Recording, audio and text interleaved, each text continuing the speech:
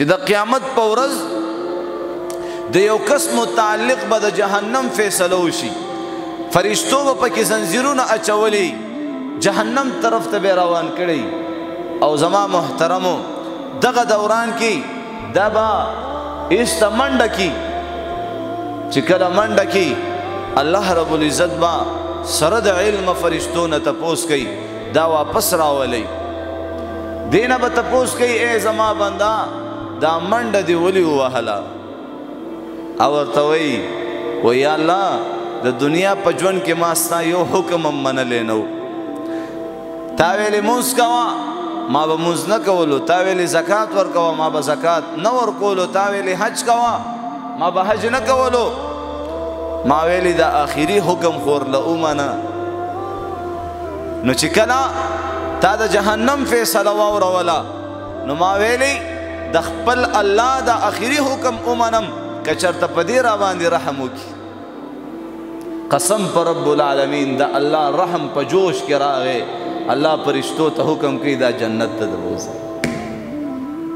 جهنم ته روانو او زما عزتمندو په معمولی خبره باندې الله پاک راضي کیږم او ناراضه کیږم. په معمولی خبره، معمولی قول فعل، باغی سره الله راضي کیږم او ناراضه کیږم. من بعض ټیم ګناه کوو، مړه دا خو بس وړه ګناه ده، یا خو بس دومره څه ګناه، غوټه ګناه خو زنا ده، شراب دي، دا دي، واړه واړه ګناهونه کوو. خو دته پته نشته چې په دې وړه ګناه باندې مانه الله ناراضه شي، په دې وړه ګناه باندې زما پکړو شي. ها بل بنده د الله په حضور کې پیش شو، زما عزتمندو د هغې متعلق حکم وشو، فرشتو ته حکم الله پاک وکړو خذوه فغلوه، وینیسئ جهنم کې پړ مخې ور وغورځوئ. هغې روان کړی دی او دا بنده بار بار شا طرف ته ګوري، بار بار د الله دربار طرف ته ګوري، بار بار مخ راړی. الله پاک فرشتو ته حکم وکړو اے زما فرشتو دا واپس راولئ. دینه تپوس کوي ولی بار بار شا ته ګوري؟ و یا الله په دنیا کې به مې ستا د رحم تذکرې اورېدلې چې الله ډېر رحیم الله دی، الله ډېر کریم الله دی.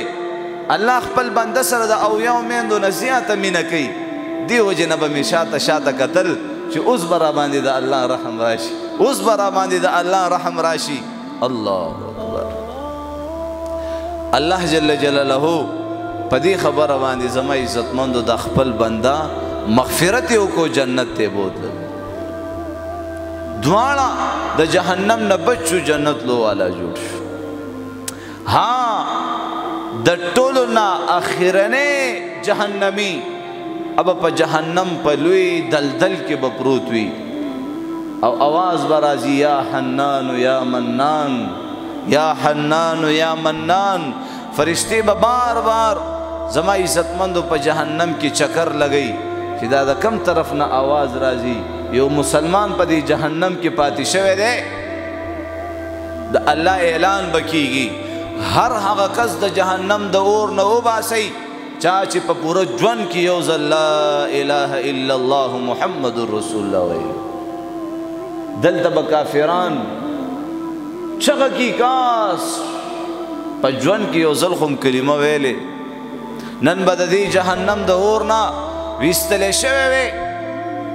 نو زما محترمو په الله قسم چې دا جهنمیان کله د جهنم د اور نه ویستلی شي نو بیا به یو جهنمی په دې جهنم کې داسې وي چې هغې به په پوره ژوند کې چېرته الله نه یې راضي کړی، په پوره ژوند کې به یې چېرته ښه کار نه یې کړی، خو صرف کلمه به ویلې وه، کلمې ویلې وه، مسلمانو. نو زما محترمو هغه فرشتې چې وګوري نو دا به د یو غټې تیږې لاندې دا مسلمان پروت وي، راوچت به کی. زما محترمو د جهنم او د جنت په منځ کې یو نهر دی، په هغه نهر کې به یوله یو غوټه ورکي، هغه غوپې سره د جهنم هغه آثارات هغه به د دې نه ختم کړلی شي چې کم آثار دي د جهنم د اور هغه به دې نه د دې نهر په غوټې سره ختم کړلی شي. او زما عزتمندو د دې دنیا نه لس چند دا غټ جنت بورلا اللہ ورکی. نن زمان زنانا مایوس دی، نارینا مایوس دی، مایوس کیگو بنا انشاءاللہ توبہ بہو باس پخپلو کڑو گناہونو باندے با خپیمانہ کیگو. ہاں دا زندگی ډیره قیمتی دا. پا زندگی کی یوزل سبحان اللہ د زمکینا آسمان پوری خلا د نیکیانو نڈکش. انسان لمرگ راگے زما محترم بس رجسٹر بند، خبر ختمہ کیسا ختمہ. نو انشاءاللہ پخپلو کڑو گناہونو باندی ہر ٹیم بجاڑو خپیمانہ کیگو با او کوشش با د خپل ژوند دا سیټ کولو په ژوند کې به زما عزتمندو د انقلاب راوستلو چې زه به څنګه مونځګزار جوړ شم، زه به څنګه تهجد گزار جوړ شم، زه به څنګه خپل الله راضي کما، زه به څنګه چې کوم دی د الله په خوښو بندګانو کې شمار کړلی شم. نن موږ شیطان په مخه کړي یو او زما محترمو تباہی وکړه زمونږ نارینا زنانا نوجوانان په قسمه قسمه ګناهونو کې مبتلا کړي دي او بے مایوسه کړي دي د الله د ذات نه.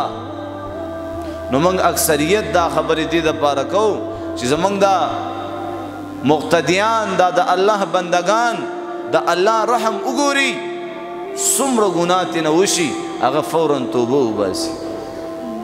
نو دا توبه ویستلم کمال لے. تاسو ته پته شته په ټولو کې بهترین خطاکار څوک دی؟ بهترین خطاکار، بهترین ګناهګار. الګ ګناهګار او خطاکار شو هغې کې بهترین شو. توبه ویستون کې بهترین خطاکار دی چې توبه وباسي قدم په قدم. هغه به زما محترمو وی الله یا الله ډیر می خفه کړی د مرګ د ژوند هیڅ پته نه لګي. 15 منټه پس کېدو والا دی هیڅ پته نه لګي.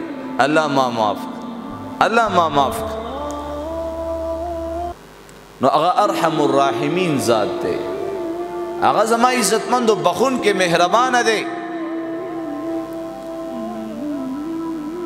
د موسی علیه السلام په زمانه کې باران نه کېده. خلق علماء معزز بزرگان ټول راجمع شوي دي، استسقا منظم شو. الله رب العزت ورته فرمایي تاسو کې یو کس دی هغې زما نافرماني کړې ده، تر څو د دې کلي وطن نه هغه ویستی نه باران یو سانس کې هم در باندې نه وروم.